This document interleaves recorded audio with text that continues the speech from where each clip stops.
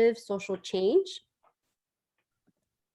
and become involved and engaged community leaders.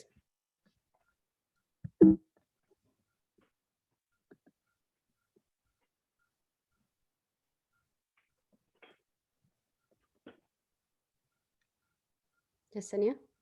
Oh, Karina, if you want to go back to the last slide really quick. Perdón. Yes, so part of sharing your story is something that me and Karina wanted to do as well. So the first time I actually heard about CLF was during my undergraduate education. And I was a student at UC Santa Cruz. I heard about it my freshman year. I had a really awesome TA that was a CLF recipient. And I remember she told me all about it. And I was like, that sounds awesome. I started the application and I never finished it. So the point of this presentation and for us being here is we know how hard it is to complete applications, complete all this process, especially during these times. I just wanted to share that piece that's something that I really wish I would have done back in my UC Santa Cruz days, but I encourage you all to just think of that moving forward. And Karina, I don't know if you wanted to share a little bit about yourself. Absolutely. And I'll add actually to what you're saying, which is a fun fact that we found out when we were awarded. So just to throw out numbers, we were told last year when we were awarded that over 1,000 girls started their application because, as you know, the application is online. It used to be in paper, but now everything's online. And so they are able to see that number. Out of those 1,000 plus girls who started the application, we were told that 200 completed.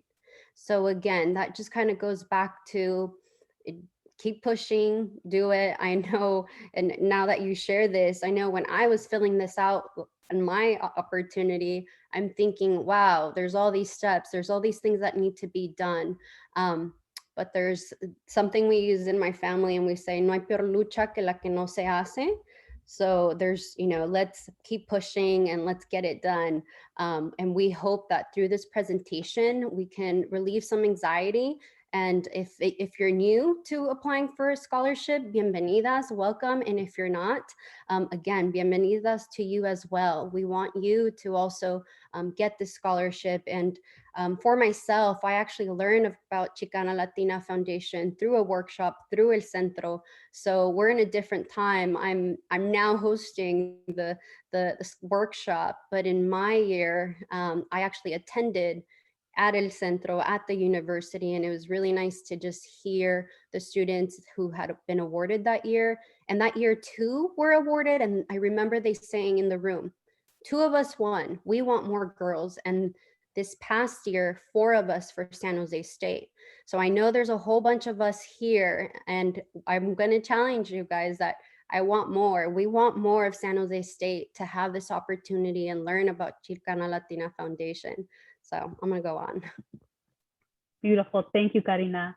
So logistics. So the CLF Leadership and Scholarship Program provides 30 scholarships ranging from community college students all the way to graduate students.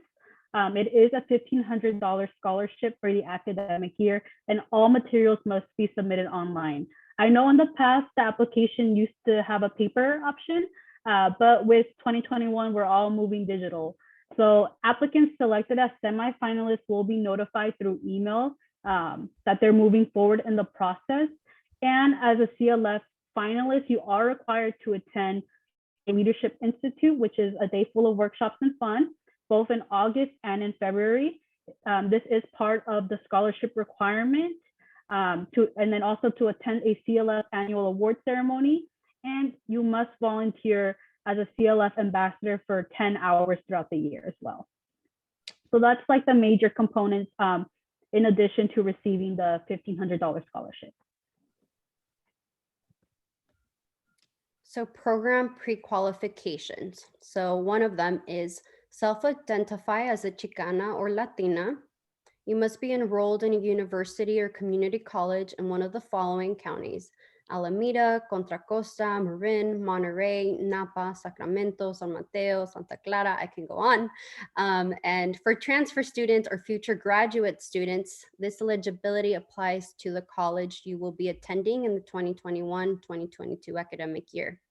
And you must have lived at least 2 years in one of the above Northern California counties at the time of the application. Past CLF awardees may not reapply until 4 years after receiving our scholarship. So one of the beautiful things about CLF is you're getting different mujeres in different aspects of, where are they in their career path. And it's also beautiful to see not just community college, undergrads, graduate students, but also PhD. And so we have heard of CLF students that, again, you can apply 4 years after.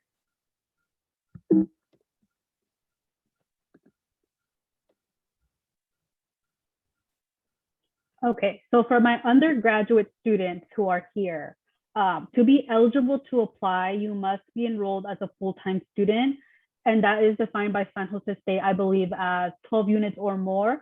Someone correct me if I'm wrong. When applying for the 2021-2022 year, so for the next academic year.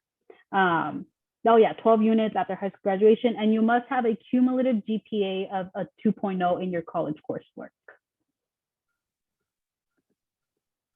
For graduate students, you must be enrolled in the graduate professional as a graduate student and have been accepted into graduate professional school and be a full-time student for the 2021-2022 academic year. You must have a cumulative GPA of 2.7 for college coursework or current graduate program. For graduate students who will begin their program in fall 2021, have a cumulative GPA of 2.7 in undergraduate degree. Yes, so the online application process. So you must complete the online application form. There are 5 personal insight questions that are required. You must submit all college transcripts of all the schools you have attended. This includes for transfer students, your community college transcripts as well, and for graduate students, your undergraduate transcripts. You must send your 2 letter of recommendation requests through the portal. So they're not sending, your recommenders aren't sending you anything directly. They're going to send it through this portal. And all the materials, including your letters of rec and your personal insight questions, have to be turned in by Wednesday, March 31st. And then for my graduate students, you must also include a resume or a CV of your experience and other qualifications. Yes, and I'll add to the 2 letters of recommendation. After you leave today, if you haven't done so already, email those 2 people.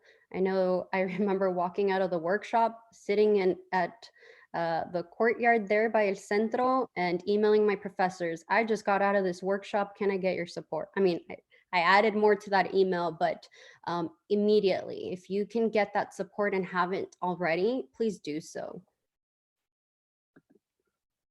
Karina and Yesenia, this is Lily. Yes. There are a couple of questions in the chat, again, related to the eligibility requirements about living in the Northern California counties. So folks are wanting clarification on that particular eligibility requirement. Okay. Yesenia, if you can see if you have access to those questions. Yes, so the question is if students must live in Northern California to be eligible for the scholarship. And so I'm just thinking of current, and again, we can always get back to you to get further clarification, but if this applies, we do know of students who received they're an awardee and they were not even living in the area due to the pandemic. So I know there have been some there's been some flexibility, but I think, and we can get back to that question, or I can just go back to the slides. Is this a graduate student? I believe a graduate student is also asking about this as well, but it looks like it's across the board. They just want to know. Okay. So I think I don't know if this might answer the question, have lived at least 2 years in one of the above Northern California counties. Does that? So it looks like the answer is yes, but if your situation has changed because of COVID, so if you were living in Santa Clara County, but then you had to move back down to LA County, we're gonna ask our scholarship folks for clarification on that, and we will probably just send an email through El Centro or through whoever registered for this workshop to give you clarity on that, just because we don't want to definitively say yes and definitively say no. But that's a great question. Thank you for bringing that up. Yes, and I'm also wondering if we can get those, include your emails in the chat if you want further clarification, if this might apply to you.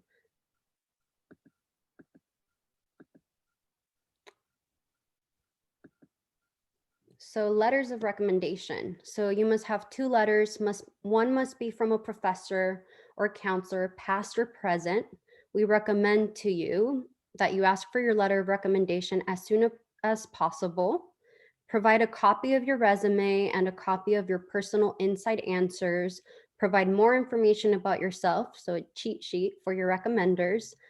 Send follow-up with reminders to your recommenders, and keep a copy of your letters. Make sure to send personal thank you notes to your recommenders. So you notice how it says, the third point, sent follow-up with reminders to your recommenders. You can do it through the online application. So the beauty of applying for CLF online is that your recommenders will also input their information online, and you can send them little reminders, which I know I did for one of mine. Time check. We're doing pretty good on time, Karina. Perfecto. We'll go on. Perfect. Okay. So I know for a lot of folks, the thought of writing about yourself can be super daunting, me included, which is why I did not end up submitting my CLF application the first time I had started it, which was a couple years ago. And so we just wanted to give y'all some advice and best tips as to, you know, actually getting that started. Because I know that that is one of the most time-consuming tasks. So we'll be going over brainstorming, the first draft, revising, editing, final draft, etc. For the first draft, so write down your answers, and you might all have received some documentation. If you haven't, after today, I suggest you look into it. But those are some really good guides to get you started, or just develop some of your ideas. And so it will also help you focus and make sure that you're answering the question that you want and that you understand the question, and just organizing your ideas. And things to ask yourself: does your response answer the question? Did you stay within 200 to 250 words per essay? Does it read clearly? Is it grammatically correct? Yes. And so once you have that initial draft, I know we hear this all the time in all of our classes and all of our other stuff, but we can't stress enough to revise and edit. And a really great way is that I've learned to go over my stuff is to read it out loud. And when I read it out loud, I often see, I'm like, ooh, that was weird. I don't want to say that. And so you go through there. Other great resources. So San Jose State is such a collaborative community. There are plenty of resources through writing labs, tutoring. You can ask your professors or your mentors. You want to make sure you ask yourself and your reader, you know, are they getting, like, are they able to see who I am through this writing? And super important to make sure that you mention your major, your school, academic, and career goals throughout your essays as well.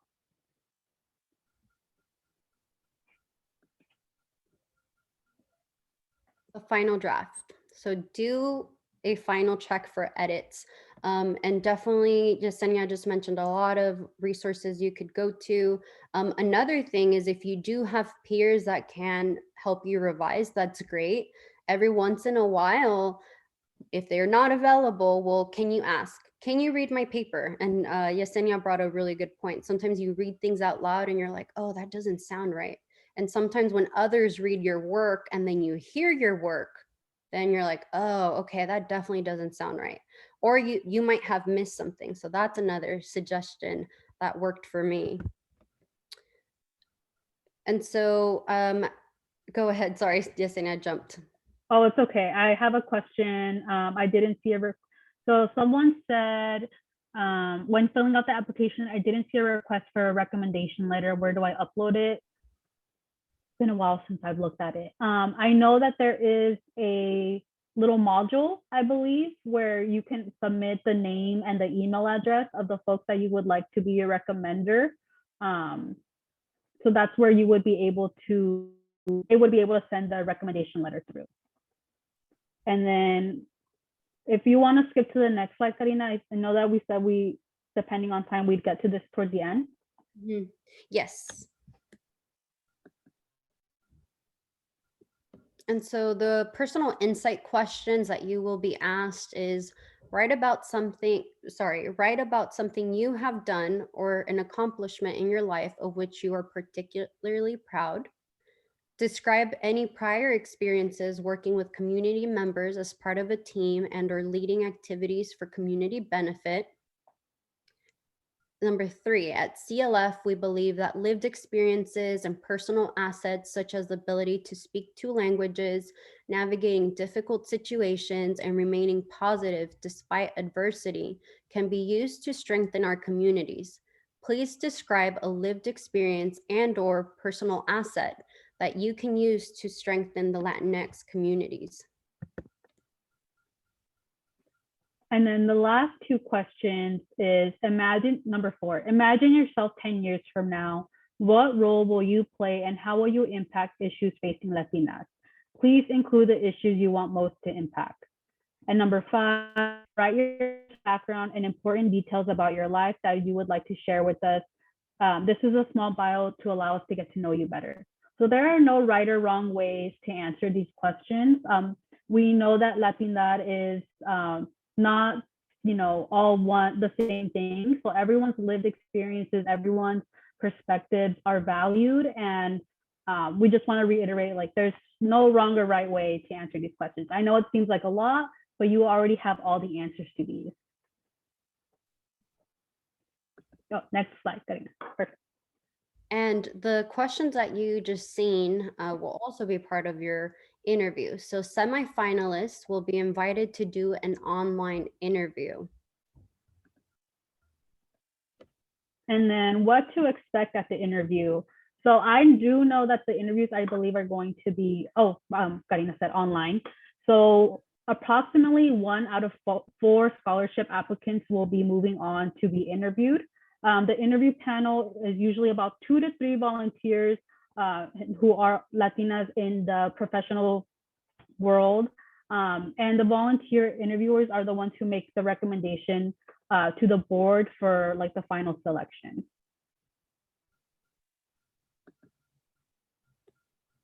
And so save the date. If you're chosen as a semifinalist, you will be invited to an interview on June 13th and June 14th. You will be notified 2 weeks prior. And then where to start. So like we said, we know that it is so hard to complete the application, or it's just really daunting to see all those questions and whatnot.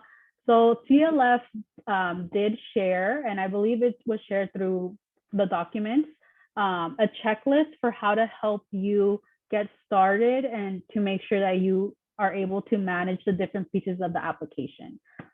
So I'm not sure if you have that with you right now, but that's something that we can definitely resend if need be. And this is just a guide. By no means do you have to use it, but I would strongly recommend it. And there's also another document which kind of breaks down the questions, and that too will be able to facilitate you in drafting and writing your responses. And here is the girl speaking, the one who writes, and nomás de escribir me trauma, and I'm like, oh, I can't do this, I can't do this. But this is what I'm going to tell you: you can and you will. But if you do feel that you need that additional support, which I know I definitely needed, these were super beneficial tools to use, and I used these. And again, just connecting to my resources. So if you feel that you might need that support, it's doable and you can do it.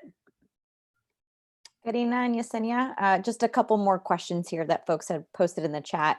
So if you don't mind. So one of the questions, and Anaí, I'm going to invite you to unmute yourself to ask your question, because I wasn't quite sure. You had mentioned you wanted them to go in depth about question number 3, but I wasn't sure if that was for the interview question or the essay. So if you don't mind just clarifying for Karina and Yesenia. Yes, hi. I was talking about the essay questions. There's 5 of them, correct? Mm-hmm. Yep. Yeah, the third one.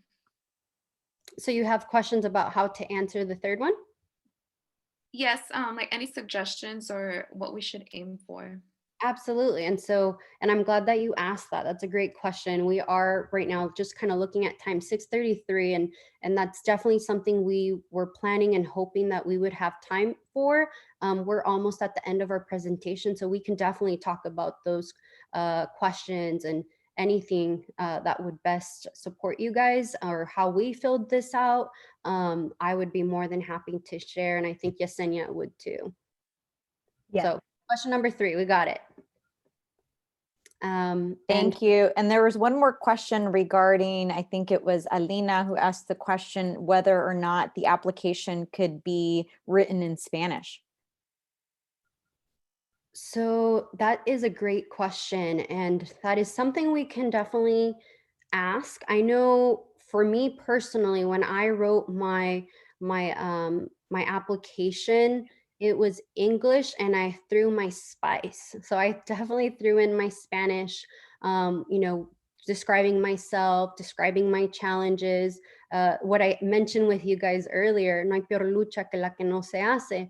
That's actually one of the things I shared in one of my questions, and it's just something that, you know, I live with, and it works for me. So I did use Spanish terms, but completely Spanish, we can definitely ask for you. Yeah, we can include that in the follow-up email with the answer about the county living situation, and then to see if it can be completely in Spanish. Thank you for asking that. That is a good question that I wouldn't have thought of. And then I know we have time for an activity or for us to share our essays, but before you leave, there is a really important evaluation that we would really just love to ask you all to complete when time permits. It would really help CLF and us as presenters be able to best, you know, moving forward, any suggestions and whatnot. And then the applications are due online by Wednesday, March 31st by 11:59 California time. Any other questions? We'll definitely get back to question number 3, but anything else before we jump into it? I see Adriana Jaramillo has a question about letters of rec. Yes, sorry. Just really quick. Did you say that it can be from previous professors? The reason I asked is because I feel like even last semester being at San Jose State, I haven't gotten to know any of my professors or anybody else that well for them to be able to speak on my behalf, kind of thing. So can I use like people who have, like previous professors or previous counselors who have done recommendation letters for me before? Yes, yes. So definitely it can be from past or present professors. And yeah, just one of the letters has to be an academic letter, just to speak to your academic experience. And the other can be a supervisor, a counselor, a mentor, someone that knows you and your values. But that is a great question. Thank you. Okay. Thank you. Thank you. Yes. So I think Lily and Elisa, we're thinking maybe we can do 2 breakout rooms and spend some time on one of those questions and just kind of brainstorm. Maybe, I don't know, you guys say 5-10 minutes, come back, and then we'll report. And then hopefully we can maybe Yesenia and I talk a little bit more about another question and what worked for us. If time allows, we would be more than happy. So maybe a breakout room. Any other question that you guys are, we said 3, any other question you guys are, let me put them back actually. So you should have gotten an invitation for your breakout room, and I will be out here in case anybody needs assistance. Great. So that is a possibility that Centro can help facilitate some writing circles specifically for the scholarship application. So if anybody would be interested in being a part of that and joining that, Elisa, can you go ahead and just put your email down? Just go ahead and email Elisa, and then of course, Karina and Yesenia, if your schedule permits, it'd be great to have you join us for those writing circles. But even if you're not there, it's always helpful just to be able to do your writing in community with others. And even if it means being there silently, just knowing you have someone there to support you and motivating you and holding you accountable to get the writing done. That's also something else that we can do if anybody is interested. That sounds wonderful. I would be super down to participate in that.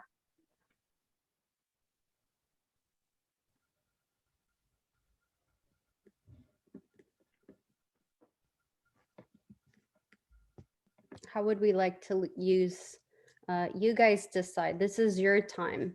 How would you like these last few minutes of our meeting?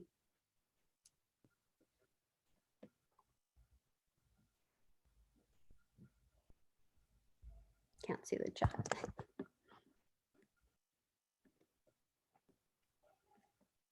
Karina, if I think a good idea would be maybe to show what the scholarship looks like. I know someone had asked me earlier about like the presenter stuff, or not the presenter stuff, sorry, the recommendation letters and where they can find that. So I was able to hack into my old account and it looks exactly the same. So would that be okay with everyone just to see what the application looks like? Looks like. So it should have your name in the corner, and then it'll let you know what your application status is, your information. Wonder if it still has my information saved. I hope not. Oh, perfect. Okay. Yes.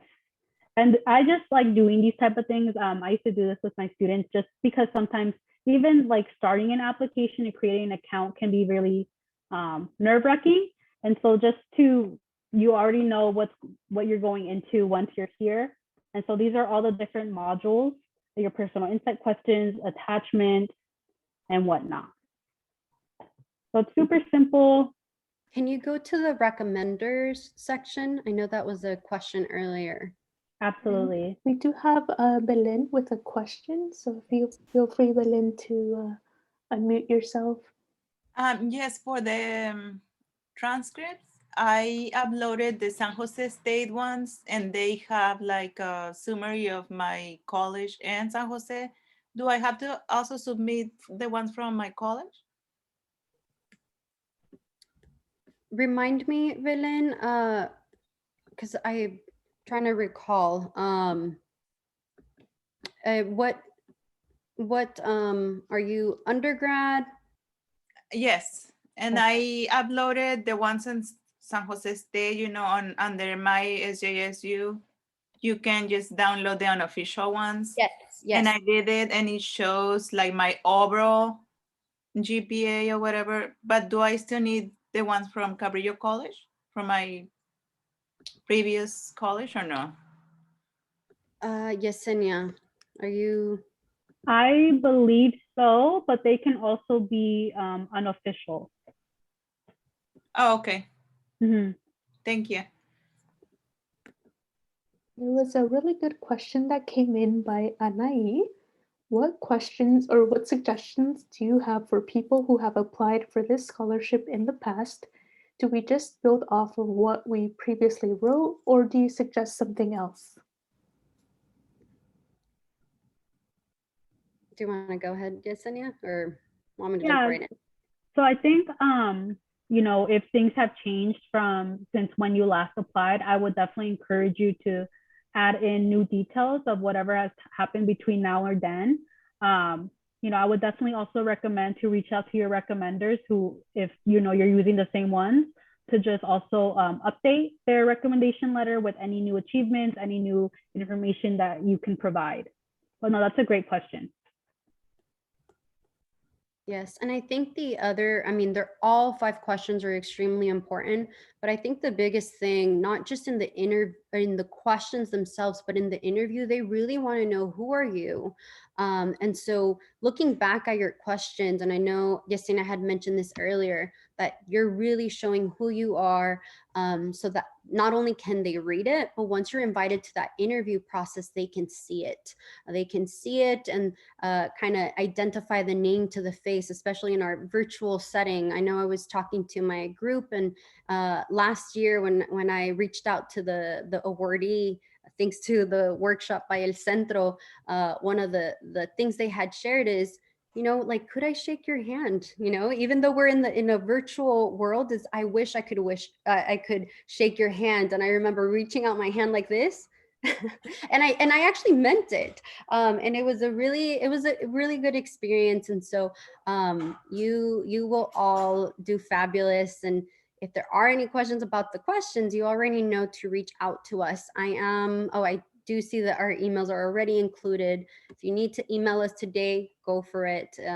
And we'll definitely look into those additional workshops that Lily is considering. So if there is anything about the writing piece, we can best support all of you. And we want more SJSU students. And I also want to add, I know our writing is very personal, right? And so we often judge our own writing. That's something that I always struggled with. I mean, to this day, right? Sometimes I'm embarrassed to show my writing to somebody else, but that's how we improve. So I encourage you, if you have not already identified someone that can review your answers and your responses, to identify at least 1 or 2 other people. Not just one person, but it always helps to have extra set of eyes looking at your responses.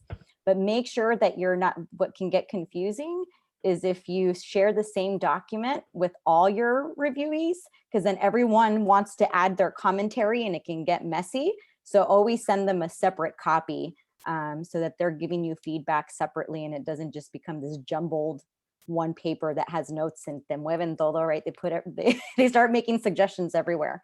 But really consider having, it could be a professor, right? Whoever you ask to write your letter of recommendation. It could be a counselor, share your responses and ask for some feedback. That's what I usually do when I'm writing letters of recommendation for folks, is I ask them for their essay.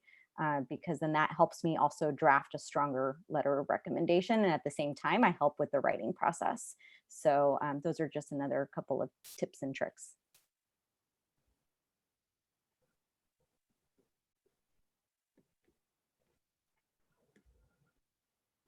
We're noticing it is 7 p.m. Any last question, or we're logging off? We don't want to.